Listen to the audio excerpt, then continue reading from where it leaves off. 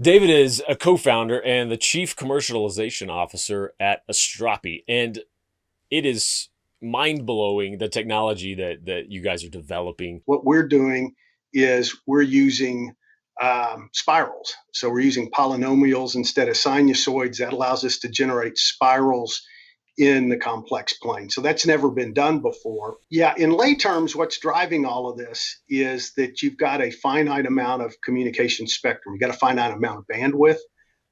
That's been acutely brought to the forefront with sheltering in place, with telemedicine, with remote learning. The way you create signals in the physical layer is you're basically using sinusoids with constant amplitude. So you've probably seen an AM or FM diagram. Okay, so that's a amplitude value where you've got a constant peak and valley over a symbol time in a particular frequency. So we're generating spirals, and that's never been done before. And we're using continuously varying amplitude. So the implication why what we're doing is so interesting and important, it is allows you to put more information in a narrower range of frequencies using less required signal power. It's similar to the elevator. Back 100 years ago, you topped out at 5 or 6 floors. That's the most people could reasonably walk up and down.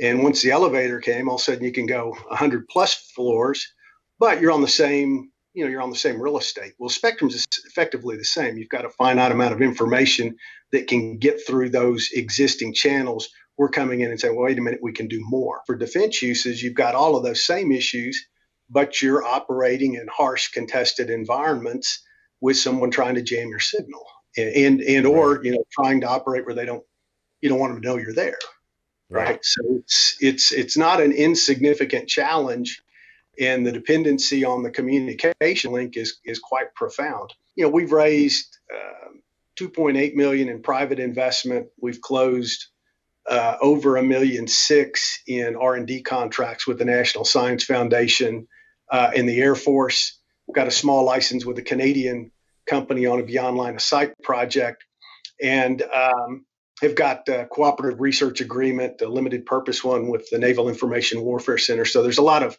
external touch points where a lot of really smart people who are trying solve some really big problems are starting to get their heads around what we've got here to help advance it. We won our first award. Well, it turns out that was the very first AFWorks cohort. So we were one of the 50 first companies to get into what was this grand experiment that we didn't understand at the time, nor did anybody else. And so the reason why it was stood up, it specifically to bring innovation in because the technology gap had closed and is closing rapidly between our key adversaries, specifically the Chinese and the Russians.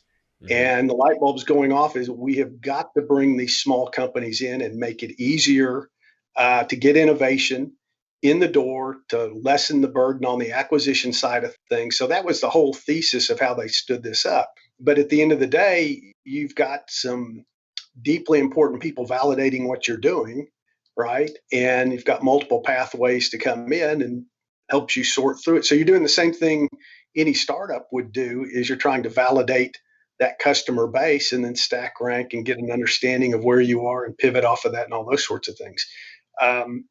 But the opportunities are there, that's for sure.